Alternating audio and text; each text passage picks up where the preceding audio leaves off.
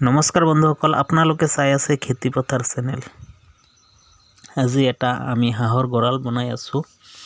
আপোনালোকক দেখুৱাব বিচাৰিছোঁ যে কম খৰচত আপোনালোকে এটা হাঁহৰ গঁৰাল কেনেকৈ সাজি উলিয়াব। সেইকাৰণে এইটো কৰিবলৈ হ'লে আমাৰ ইটা লাগিব আৰু পুখুৰীৰ বোকা লাগিব।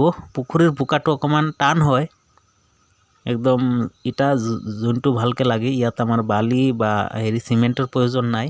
আমি বোকা দি বনাইছোঁ, আপোনালোকে এনেকৈ বোকা দি বনাব পাৰে। মোৰ ফাৰ্মৰ ভিতৰত এইটো আকৌ হাঁহৰ গঁৰাল বনাই আছোঁ। এনেকৈ বনাই আছোঁ, আপোনালোকে চাই থাকক। এইটো একদম সম্পূৰ্ণই হ'ল। লাষ্টৰ ইটাখিনি গাঁঠি দিলেই হৈ যাব আমাৰ হাঁহৰ গঁৰালখন। আমাৰ ফাৰ্মৰ ভিতৰতে বনাইছোঁ, এটা ছাইডত এনেকৈ ইটা জুৰি আপোনালোকে বনাই ল'ব পাৰে। বন্ধুসকল, ভিডিঅ'টো কণ্টিনিউ চাই থাকিব, মাজতে কাটি নিদিব আৰু লাইক কৰি দিব আৰু ছাবস্ক্ৰাইব কৰিব যদি নতুন হয় মোৰ চেনেলত। আগলৈকে ভিডিঅ' চাই থাকিব, মই দি থাকিম, ভাল ভাল ভিডিঅ' আহি থাকিব। তো বন্ধুসকল চাই থাকক ভিডিঅ'টো।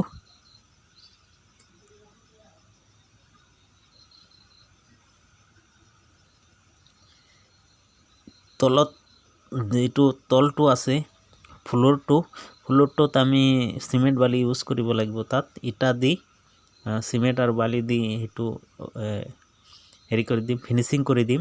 ওপৰত আমি বোকাৰে গাঁঠিছোঁ, তলত অকণমান চিমেণ্ট বালি দি প্লাষ্টাৰ কৰি দিব লাগিব। এনেকৈ বনাই আছোঁ।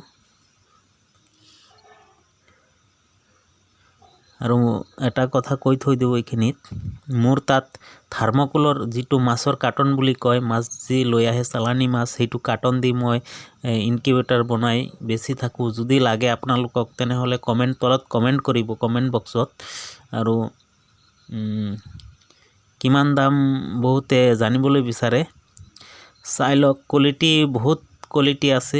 কম দামত ল'লে কম দাম হ'ব, 1000-1200 টকা, 1500 টকা, 2000 টকা। কোৱালিটিৰ ওপৰত নিৰ্ভৰ কৰে ৰেটটো।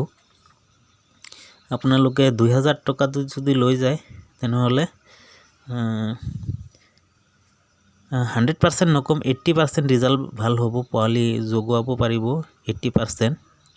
100% নকওঁ, কিয়নো এইবিলাকত 100% নহয়। তো ভিডিঅ'টো আগলৈকে চাই থাকক। মোৰ হাঁহৰ গঁৰালৰ গাঁথনি মাটি দি গাঁঠিছোঁ, সেইটো কমপ্লিট হৈ গ'ল। চাই লওক কেনেকুৱা হ'ল। আৰু মাটি দি প্লাষ্টাৰ কৰি দিছোঁ। পুখুৰী শুকাই গ'লে যি মাটিখিনি পায়, তলত বোকা, সেই বোকাৰে অকণমান মজবুত হয়, সেইকাৰণে সেই বোকাটো ইউজ কৰিছোঁ আমি ইয়াত। বোকাৰেই প্লাষ্টাৰ কৰি দিছোঁ, গাঁথনি কৰি। মাটিৰেই গাঁথনি, মাটিৰেই প্লাষ্টাৰ। চাই লওক ইমান ডাঙৰকৈ বনাইছোঁ হাঁহৰ গঁৰাল। আৰু আমি ইতিমধ্যে আপোনালোকক দেখুৱাইছোঁ, মই এটা ফাৰ্ম বনাইছোঁ। ইয়াত মুৰ্গী থাকিব আৰু ইয়াত হাঁহ থাকিব। ইয়াত ঢাকনি দিয়া থাকিব, জালি এটা দিয়া থাকিব, হাৱা বতাহখিনি সোমাই থাকিব। সেইকাৰণে এটা জালি দি ঢাকনি দি দিম, জালি দি। আৰু তাত এটা ফুটা ৰাখিছোঁ হাঁহখিনি আহিবলৈ আৰু ওলাবলৈ। এনেকুৱাকৈ বনাইছোঁ। ধৰক 20-25টা হাঁহ ৰাখিব পাৰিম ইয়াৰ ভিতৰত।